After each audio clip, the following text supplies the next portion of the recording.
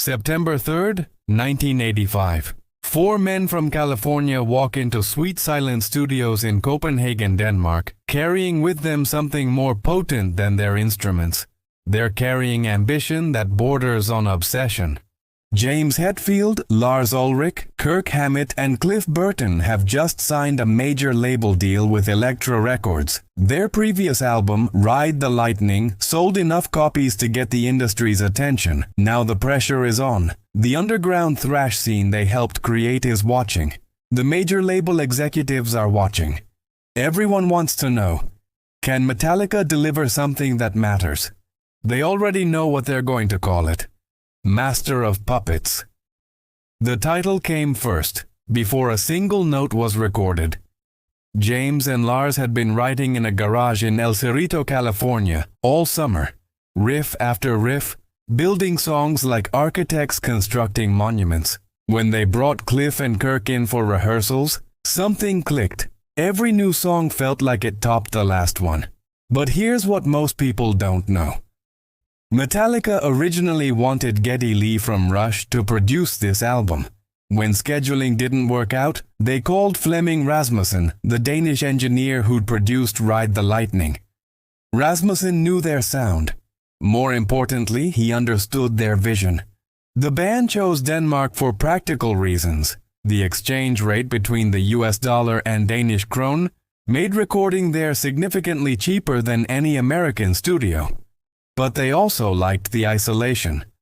Copenhagen was far from the distractions of Los Angeles or San Francisco. They could disappear into the work. Rasmussen recalled later that Metallica arrived with pretty elaborate demos. The songs were already written and structured. What they needed now was to capture lightning in a bottle, to translate the fury and precision of their live shows into something permanent, something that would define not just their career, but an entire genre. Kirk Hammett would later say the group was definitely peaking at that time, and that the album had the sound of a band really gelling, really learning how to work well together. But in September 1985, they were just four guys with something to prove. No one could have predicted that what they were about to create would become the first metal album ever preserved by the Library of Congress, or that it would be the last time all four of them would record together. 3 months of recording sessions lay ahead. 86 days that would change metal music forever. Sweet Silence Studios had a reputation. Located in Copenhagen, it was where Rainbow recorded Difficult to Cure in 1981. The studio's sound was legendary, warm, powerful, capable of capturing both the aggression and nuance that great metal required. Flemming Rasmussen was the secret weapon. At just 27 years old, he'd co-founded Sweet Silence and had been engineering since his teenage years. When Metallica worked with him on Ride the Lightning, they discovered someone who understood that metal wasn't just about volume, it was about clarity within chaos. The band recorded almost entirely on analog 24-track tape.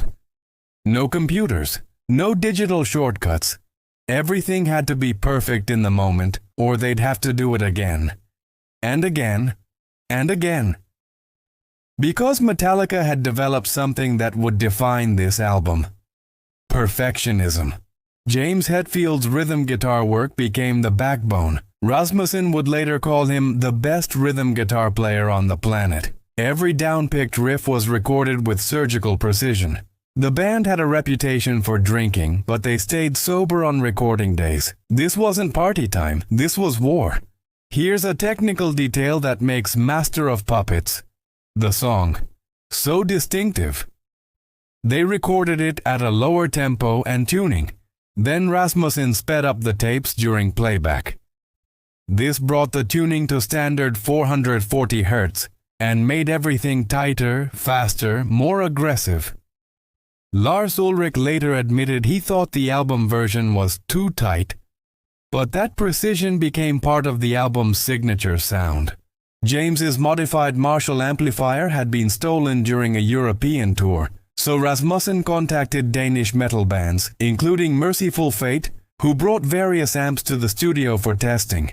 They set up 10 or 11 Marshall stacks, And James tried each one, searching for that perfect tone. The sound he eventually captured would influence metal guitarists for decades.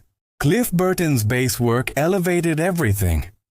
Unlike most thrash metal bassists who simply followed the guitars, Burton was classically trained and brought melodic sensibilities that made songs like Orion transcendent. His clean bass lines, volume swells, and careful harmonies created depth that separated Master of Puppets from every other thrash album of the era. The band recorded their instrumental parts separately, starting each song with a click track and a guide guitar from James. Layer by layer, they built these 8 songs into something massive. The recording stretched from September through late December 1985, nearly 4 months of intense, focused work. But Rasmussen and Metallica couldn't complete the mixing to their satisfaction. The multi-track recordings were sent to Michael Wagner, a German producer who'd worked with Mötley Crüe, Dokken, and Accept at Amigo Studios in Los Angeles. Wagner finished the mixing in January 1986, giving the album its final polish. Lars Ulrich spent Christmas with his family near Copenhagen, while James, Kirk, and Cliff flew back to California. The band reunited for a New Year's Eve show in San Francisco on December 31, 1985, the first time they performed Master of Puppets live.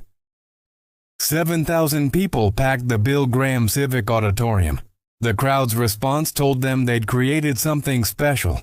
In February 1986, as final mixes were being approved, everyone involved knew this album was different. The songs were longer, more complex, more ambitious than anything in thrash metal. Battery opened with acoustic guitars before exploding into fury. The title track clocked in at 8.5 minutes. Orion was an 8-minute instrumental that proved metal could be progressive without losing its edge.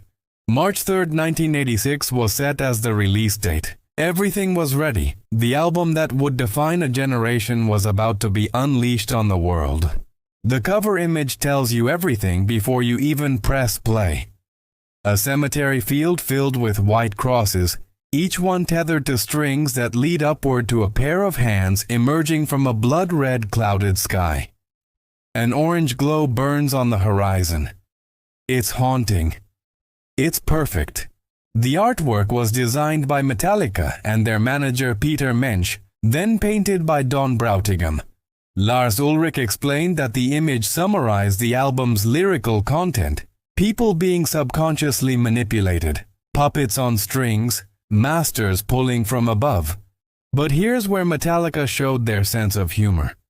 They mocked the PMRC's censorship campaign with a fake parental advisory sticker on the cover. It read, "The only track you probably won't want to play is Damage Inc., due to multiple use of the infamous F word. Otherwise there aren't any shits, fucks, pisses, cunts, motherfuckers, or cocksuckers anywhere on this record." They spelled out all 7 of George Carlin's forbidden words. Middle finger raised to censorship. Every song on Master of Puppets explores a different form of control, a different way people lose their freedom without realizing it. Battery opens the album with a deceptive acoustic intro before exploding into one of the fastest, most aggressive tracks they'd ever written. The title refers to the violent energy of the mosh pit, but it's also about the power of anger, how rage can take control and make you do things you wouldn't normally do. The title track deals with drug addiction, but from a unique perspective. James Hetfield explained in a 1988 interview with Thrasher magazine, "Master of Puppets deals pretty much with drugs. How things get switched around, instead of you controlling what you're taking and doing, it's drugs controlling you." The song is written from the drug's perspective, the master speaking to its puppet. Lines like, "Chop your breakfast on a mirror," reference cocaine use. "Needlework the way, never you betray," refers to injecting heroin. "The puppet can see what's happening, dedicated to how I'm killing you, but can't break free." Ironically, James had never tried hard drugs when he wrote these lyrics. He was writing about what he'd witnessed at parties in San Francisco, watching people destroy themselves. The Thing That Should Not Be was inspired by H.P. Lovecraft's story, The Shadow over Innsmouth, a horror tale about ancient creatures controlling human minds. The song's slow, doom-laden riffing creates dread. It's about forbidden knowledge and the things humans aren't meant to understand. Welcome Home, Sanitarium draws from Ken Kesey's novel One Flew Over the Cuckoo's Nest. It's sung from the perspective of someone wrongfully committed to a mental institution, losing their freedom and identity. The manipulation here is institutional, society deciding you're broken and locking you away.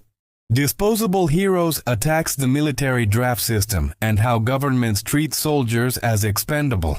Back to the Front, You Will Do What I Say When I Say shows the total control military command has over individual lives. The cemetery on the album cover represents these disposable heroes, young men sent to die in wars they didn't start.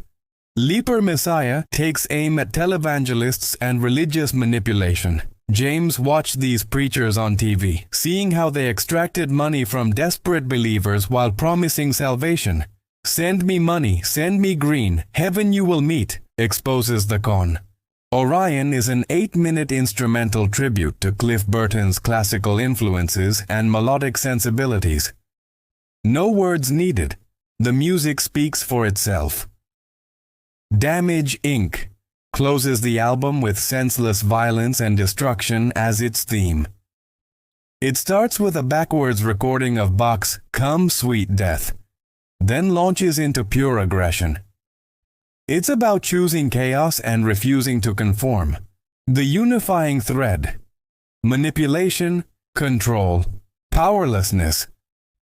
Every song examines a different puppet master: drugs, government, religion, mental institutions, addiction to violence. And every puppet is trapped, unable to break free even when they see the strings. It's dark material.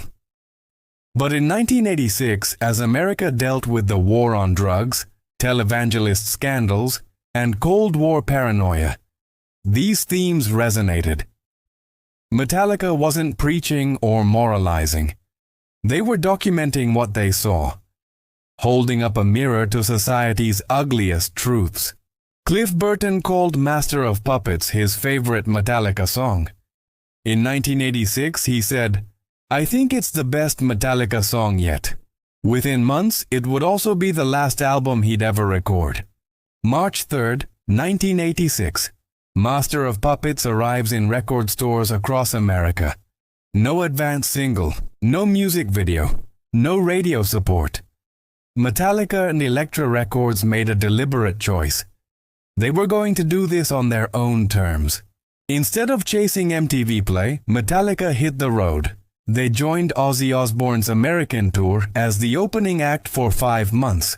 Every night they played to arena crowds who came for Ozzy but left talking about Metallica. The band was converting new fans the old-fashioned way, through sheer force of performance. The album debuted on the Billboard 200 at number 128 on March 29th. Not spectacular, but it climbed steadily. Within 3 weeks, it had sold 300,000 copies. No radio airplay, no videos, just word of mouth and relentless touring. It peaked at number 29 on the Billboard 200 and stayed on the charts for 72 weeks, nearly a year and a half of continuous sales. By November 1986, Master of Puppets was certified gold for selling 500,000 copies. It was Metallica's first gold record, achieved entirely on their own terms. Platinum certification came in July 1988, double platinum in 1991, triple in 1994, quadruple in 1997, 6 times platinum in 2003. And in 2025 it was certified 8 times platinum, 8 million copies sold in the United States alone. Critics didn't know what to make of it initially. This wasn't glam metal. There were no power ballads or radio-friendly hooks. But Tim Holmes of Rolling Stone called it the sound of global paranoia, and said Metallica had redefined heavy metal with their technical skill and subtlety. Kerrang! Wrote that Master of Puppets finally put Metallica into the big leagues where they belong. Metal Hammer, Q Magazine, Guitar World, everyone recognized something unprecedented was happening. This wasn't just another thrash album. Master of Puppets had depth, sophistication, and ambition that elevated the entire genre. In Finland, the album hit the top 5. Germany, Switzerland, Sweden, Australia, Norway. It charted across the world. Eventually, it would be certified 6 times platinum in Canada and platinum in the UK. Total worldwide sales exceeded 10 million copies. But perhaps the most significant recognition came in 2015, when the Library of Congress selected Master of Puppets for preservation in the National Recording Registry. It was the first metal album ever given this honor. The government declared it culturally, historically, or aesthetically significant.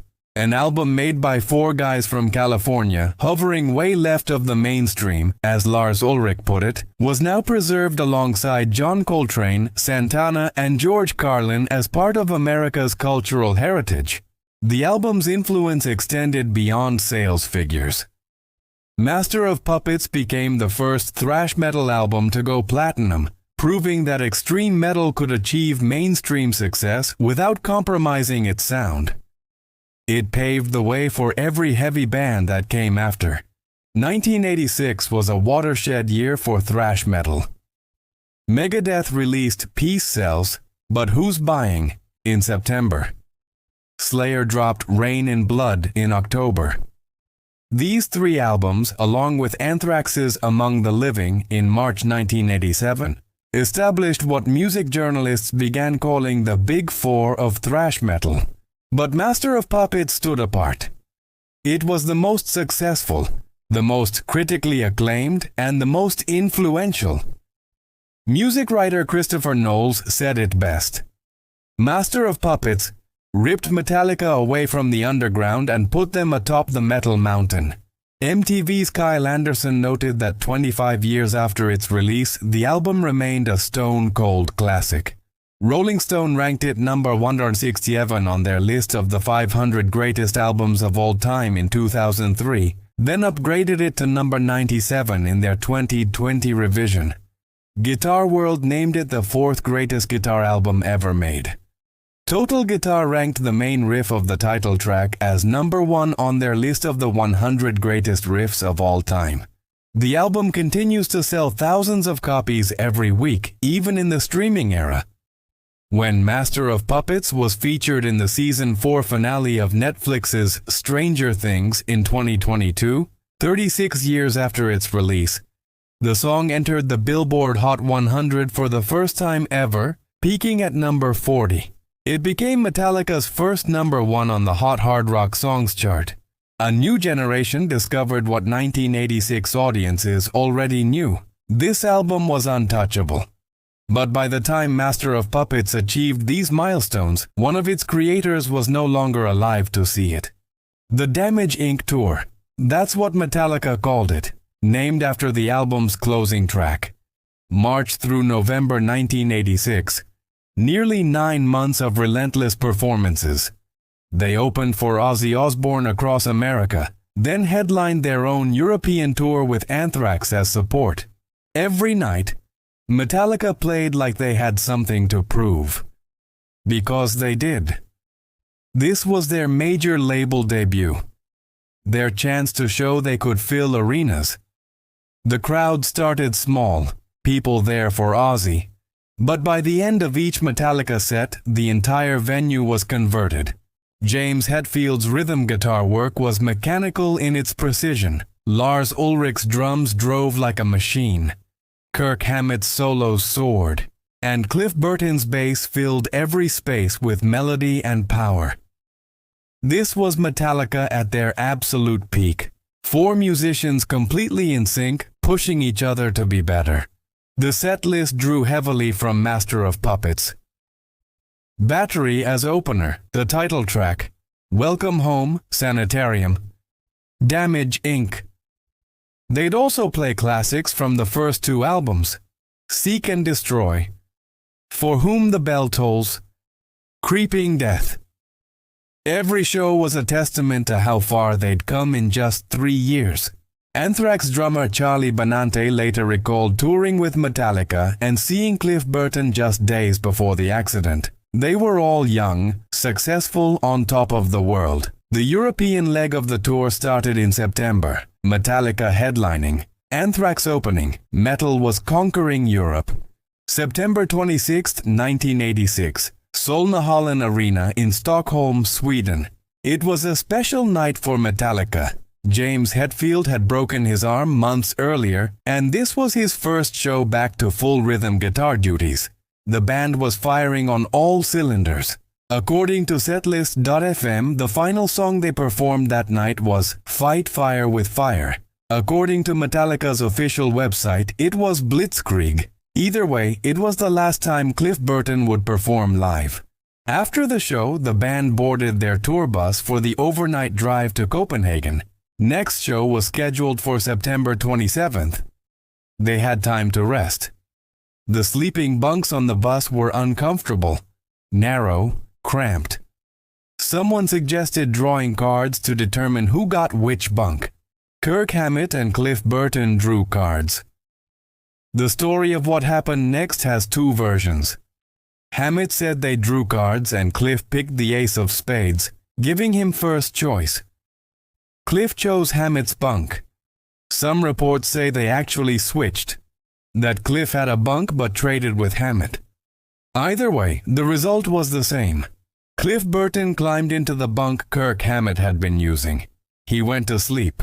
James, Lars, and Kirk settled into their bunks. The driver got behind the wheel. The bus pulled onto European Route E4, heading south toward Copenhagen. It was approximately 7 a.m. on September 27th when the bus began to slide. The bus driver would later tell authorities he hit a patch of black ice. The vehicle skidded off the road 12 miles north of Ljungby in Kronoberg County, Sweden. It rolled over multiple times before coming to rest on its side in the grass. Cliff Burton, asleep in his bunk, was thrown through a window. The bus landed on top of him, 24 years old. One of the most talented bassists in metal history, dead at the scene. James Hetfield woke up to screaming. Crew members trapped in the wreckage, bones broken, calling for help. He crawled out of the bus in his underwear and socks and started searching the road, looking for black ice. The driver said there was black ice. James walked miles in the freezing temperature. He found nothing. The temperature was above freezing. No ice anywhere. Years later, Hetfield would say in interviews that neither he nor investigators could find any evidence of black ice. The driver was investigated for possible intoxication or falling asleep at the wheel, but he was cleared of wrongdoing. To this day, the actual cause of the accident remains uncertain. Emergency services arrived. A crane was brought to lift the bus and free Cliff's body. But when they raised the vehicle, a cable slipped. The bus crashed down on Cliff Burton a second time. Some reports say he died on the first impact. Others say he might have survived if the crane hadn't failed. Mick Hughes, Metallica's sound engineer, later stated that after the bus fell the second time, there was no hope. Lars Ulrich, James Hetfield, and Kirk Hammett were devastated. They were in shock, unable to process what had just happened. Ulrich would later tell Seattle's Kiss W radio station, "We were so shocked and stunned that we didn't know what hit us. And like most, I guess, kids in their early 20s who get ambushed with that type of thing, we jumped into a bottle of, in this case, vodka, for me, and stayed in there for quite some time." The European tour was immediately cancelled. Metallica flew home to California, making phone calls to family and friends, reliving the trauma with every conversation. Anthrax guitarist Scott Ian was on tour with them. He later wrote in his autobiography about those days following the accident, drinking with the band, telling stories about Cliff, trying to process the impossible. Cliff Burton's body was cremated. His ashes were scattered at Maxwell Ranch in California. At the funeral service on October 7, 1986, Metallica's instrumental Orion was played. one of Cliff's finest contributions to Master of Puppets. On Burton's memorial stone in Sweden, near the crash site, they engraved lyrics from "To Live is to Die. Cannot the kingdom of salvation take me home?" The band faced a choice: quit or continue. They knew what Cliff would want. "We knew in our hearts that Cliff would be the first one to kick us in the ass and tell us to keep going," Lars said. But continuing meant finding a new bassist. It meant moving forward without one of their founding members. In the last week of October 1986, they held auditions. Around 40 bassists tried out. One of them was Jason Newsted from Flotsam and Jetsam, a dedicated Metallica fan who knew every song by heart. He was hired quickly. On November 8, 1986, in Reseda, California, Jason Newsted played his first show with Metallica. The music continued, but something irreplaceable was gone. Cliff Burton's influence on Master of Puppets cannot be overstated.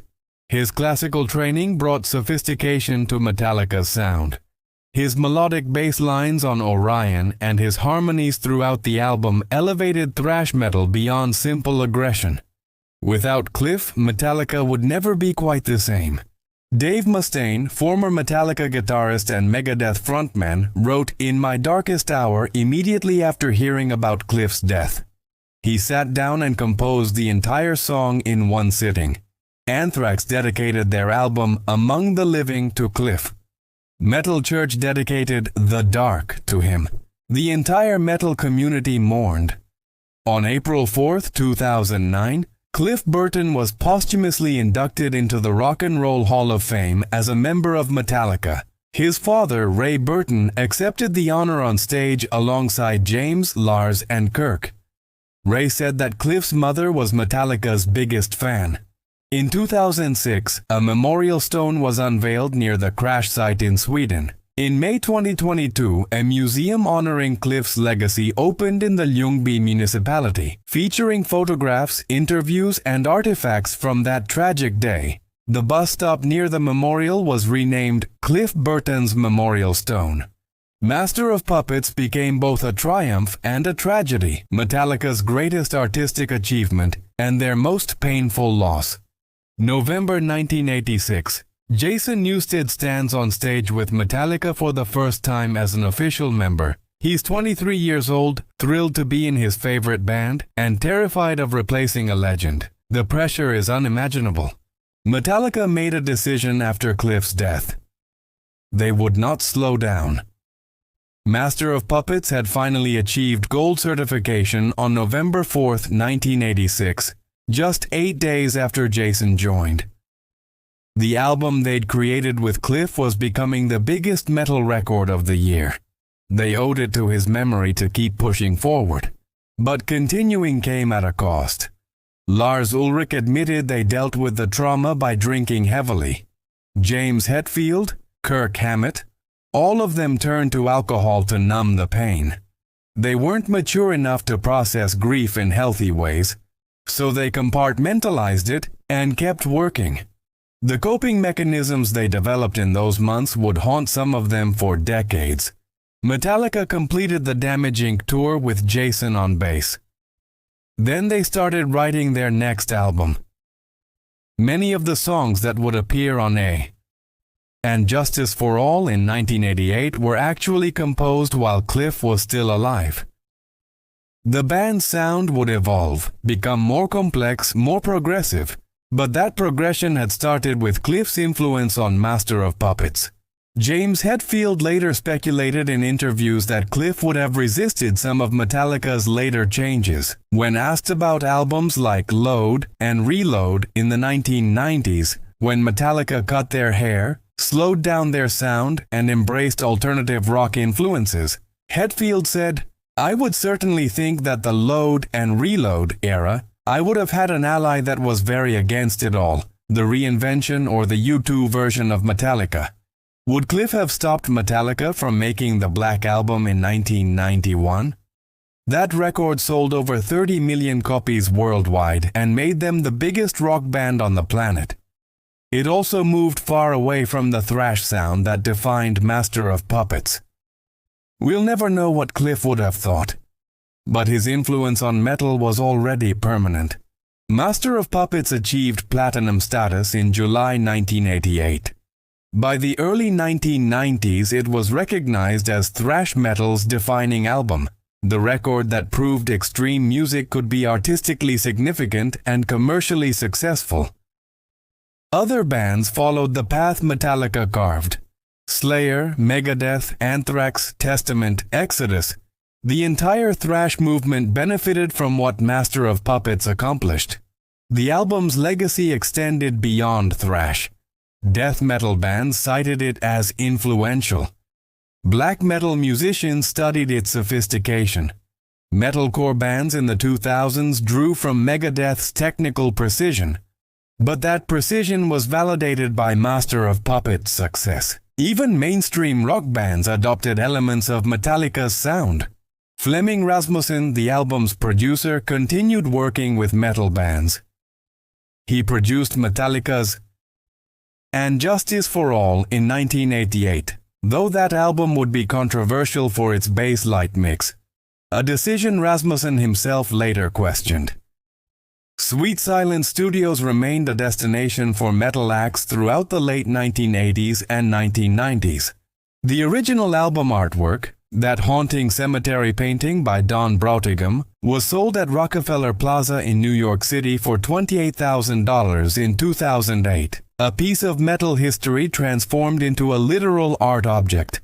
Metallica continued to play Master of Puppets songs at nearly every concert. The title track became their most performed song. Over 1,750 live performances as of 2025. Battery, Welcome Home, Sanitarium, and Damage Inc. remained setlist staples. In 2006, for the album's 20th anniversary, Metallica performed Master of Puppets in its entirety at the Rock am Ring Festival, including the first ever complete performance of Orion. Kirk Hammett, looking back at those recording sessions in Copenhagen, said the band had no idea that the record would have such a range of influence that it went on to have. They were just making another album, trying to top Ride the Lightning, trying to justify Elektra's faith in them. What they created was something timeless. An album that nearly 40 years later still sounds fresh, still sounds dangerous, still sounds like the future of heavy music. Master of Puppets didn't just change metal, it changed what people thought metal could be. Before this album, thrash was an underground phenomenon. Aggressive music for aggressive kids, dismissed by mainstream critics as noise. After Master of Puppets, that narrative became impossible to maintain. The album proved that extreme music could be sophisticated. That songs could be 8 minutes long with multiple movements and tempo changes and still hit harder than anything else. That metal musicians could be virtuosos without sacrificing raw power. Metallica accomplished what seemed contradictory. They made thrash more accessible without softening it. Radio wouldn't play Master of Puppets, but that didn't matter. MTV wouldn't show videos, but that didn't matter either. The album succeeded through touring and word of mouth, the same grassroots approach that built punk rock. Metal didn't need the mainstream's permission anymore. It could succeed on its own terms. This shift had enormous implications. Major labels started signing thrash bands. Megadeth got picked up by Capitol Records. Slayer signed with Def Jam, a hip-hop label that recognized thrash's cultural relevance. Anthrax moved from Megaforce to Island Records, home of U2 and Bob Marley. The floodgates opened. Of course, this led to oversaturation. By the late 1980s, major labels were signing any band with fast guitars and aggressive vocals. Many of these groups lacked the songwriting depth that made Master of Puppets special. The market became flooded with mediocre thrash albums, which contributed to the genre's commercial decline in the 1990s when grunge exploded. But Master of Puppets itself never lost its power. Generation after generation discovered it and recognized something essential. Guitar World readers consistently voted it among the greatest guitar albums ever made. Metal Hammer ranked the title track as Metallica's best song in 2020. Rolling Stone upgraded its position on their greatest albums list multiple times over the years. The Library of Congress preservation in 2015 was perhaps the ultimate validation. Acting librarian David S. Mao said the album would be preserved for future listeners as part of America's oral legacy. A government institution officially declared that Master of Puppets mattered, not just to metalheads, but to American culture broadly. The album influenced bands far outside thrash metal. Avenged Sevenfold, Slipknot, Lamb of God, Trivium. Modern metal acts consistently cite Master of Puppets as formative. Mastodon's Brann Dailor called it the perfect metal album. Gojira's Joe Duplantier said it taught him how to balance brutality with musicality. Even non-metal artists acknowledged its impact. The album's sophisticated arrangements and thematic depth showed that heavy music could tackle serious subject matter. The songs about addiction, war, and manipulation weren't just shouted slogans. They were nuanced explorations of power and control. When Master of Puppets was featured in Stranger Things Season 4 in 2022, millions of people who'd never listened to Metallica suddenly understood what the fuss was about. The scene where Eddie Munson shreds the song in the Upside Down, described as the most metal concert ever, introduced a new generation to thrash metal's greatest anthem. Robert Trujillo's son Ty contributed additional guitar tracks to the version used in the show, connecting past and present. The song immediately shot up streaming charts. It entered the Billboard Hot 100 at number 40. 36 years after the album's release, the first time any Master of Puppets track had charted on the Hot 100, the song also reached number 1 on the Hot Hard Rock Songs chart. The cultural impact extended beyond music. The phrase "Master of Puppets" entered common language as shorthand for manipulation and control. Academics wrote papers analyzing the album's themes. Sociologists studied its role in youth culture. The album became a case study in how art can succeed outside traditional gatekeepers. In an era dominated by MTV, Payola, and manufactured pop stars, Master of Puppets proved authenticity could win. No makeup, no image consultants, no compromise. Just 4 musicians making the music they believed in. That integrity resonated with listeners who felt alienated by mainstream culture. The album also demonstrated metal's intelligence. Critics who dismissed the genre as mindless noise had to contend with songs that referenced H.P. Lovecraft, explored complex social issues, and featured instrumental compositions as sophisticated as anything in progressive rock. Master of Puppets demanded to be taken seriously, and eventually it was. Let's talk about what makes Master of Puppets work on a technical level, because understanding the craft deepens appreciation for the art. James Hetfield's rhythm guitar playing on this album set a new standard. His down-picking technique, hitting every note with a downward motion of the pick, creates a mechanical precision that sounds almost inhuman. On songs like Battery, he's down-picking at speeds that would exhaust most guitarists within seconds. He maintains this for entire songs. The result is crushing power and clarity. His tone came from modified Marshall amplifiers pushed to their limits.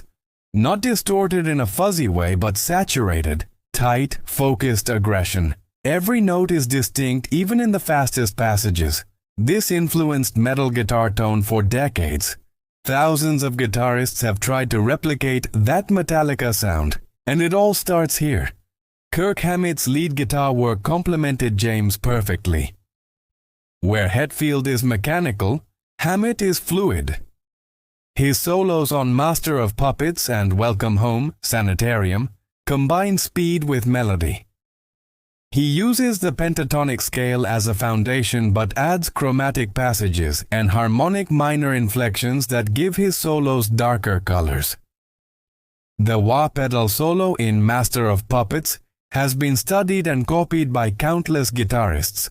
Cliff Burton's bass work is what truly elevates the album. On Orion, his clean bass tone and harmonic sensibilities create moments of beauty in an otherwise aggressive album. He uses techniques from classical music: counterpoint, melodic development, dynamic variation. His distorted bass solo uses volume swells to create a vocal-like quality. Burton's influence is also felt in the arrangements. He pushed the band toward longer, more complex song structures. The 8-minute title track works because it's structured like a classical composition: intro, verse, pre-chorus, chorus, bridge, instrumental section, return. Each section flows logically into the next. This wasn't typical thrash metal construction. Most bands kept songs short and simple. Metallica aimed higher because Cliff Burton demanded it. Lars Ulrich's drumming might be the most underrated element. He's not the most technical drummer in metal. Double bass pioneers like Gene Hoglan or Dave Lombardo were more impressive from a purely virtuosic standpoint. But Lars understood how to serve the song. His drum patterns drive the riffs forward without overplaying. On Battery, his relentless kick drum pattern propels the song like a freight train. On Welcome Home, Sanitarium, his restraint during the quiet sections makes the explosive parts hit harder. The production by Flemming Rasmussen deserves recognition. He captured clarity within chaos. Every instrument is audible even when everything's playing at once. The guitars are massive but don't drown the bass. The drums are powerful but don't overpower the mix. Modern metal production often compresses everything into a wall of sound. Rasmussen gave Master of Puppets dynamics. Quiet parts are actually quiet. Loud parts are actually loud. This makes the listening experience more impactful. The song structures themselves show ambition. Battery starts acoustic before exploding into thrash. Master of Puppets has a mid-song breakdown that shifts into a different tempo. Welcome Home, Sanitarium, builds from quiet introspection to stadium rock power. Orion is an 8-minute instrumental that holds attention through multiple movements. This wasn't accidental. Metallica studied bands like Judas Priest, Iron Maiden, and Thin Lizzy, groups that understood how to craft metal songs with depth and variety. They also listened to progressive rock like Rush and Yes. The influence shows in the complex arrangements and willingness to break conventional song structures. The lyrics, written primarily by James Hetfield, avoid metal cliches. No dragons, no fantasy battles, no vague rebelliousness. Instead, addiction, institutional control, religious manipulation, the horrors of war. Real-world themes explored with intelligence and nuance. Master of Puppets personifies drugs as a sadistic controller. Disposable Heroes puts you in a soldier's boots as he realizes he's expendable. This specificity makes the songs resonate beyond just the music. Even the album's pacing is masterful. It opens with the fastest, most aggressive track, Battery, immediately establishing intensity. The title track follows, showing the band can sustain complexity over 8 minutes. Side 1 ends with The Thing That Should Not Be, the slowest, doomiest track. Side 2 opens with Welcome Home, Sanitarium, a dynamic journey from whisper to scream. It's structured like a great set list, varying tempos and moods to maintain engagement. The decision to close with Damage Inc. was perfect. After 7 tracks of carefully constructed themes, the final song is pure sonic violence. No subtlety, no message, just destruction. It leaves listeners exhilarated and exhausted. 4 decades after its release, Master of Puppets remains the gold standard for thrash metal. No album has surpassed its combination of aggression, sophistication, and cultural impact. It's the measuring stick every extreme metal band is judged against. The album taught the music industry several crucial lessons. First, artistic integrity can be commercially successful. Metallica refused to compromise. No singles, no videos, no radio edits, and still went multi-platinum. This emboldened other bands to trust their instincts rather than chase trends. Second, metal audiences are sophisticated. They don't need everything simplified or made more accessible. They'll embrace complexity if it's executed with conviction. Master of Puppets is filled with 8-minute songs, tempo changes, progressive structures, things radio programmers said would never work. The audience proved them wrong. Third, grassroots marketing works. Master of Puppets succeeded through touring and word of mouth. In the streaming era, this model has become even more relevant. Artists can build careers without major label support or radio play. Metallica demonstrated this possibility decades before the internet existed.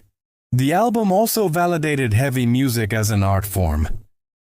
When the Library of Congress preserved it in 2015, they acknowledged that metal, often dismissed as juvenile noise, could be historically significant. This opened doors for other metal albums to receive academic and institutional recognition.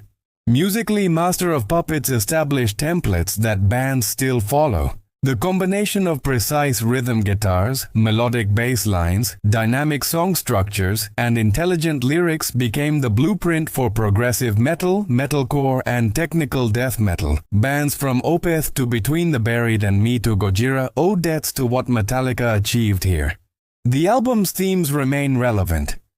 Addiction, manipulation, institutional control, war, these issues haven't disappeared. New generations discover Master of Puppets and hear their own struggles reflected in 40-year-old songs. The specificity of Hetfield's lyrics paradoxically makes them timeless. Cliff Burton's death added tragic weight to the album's legacy. Master of Puppets became not just Metallica's greatest artistic achievement, but also a memorial to their fallen brother. Every performance of the title track, every time Orion is played, it's a tribute to Cliff's genius and a reminder of what was lost. Metallica themselves have never topped it.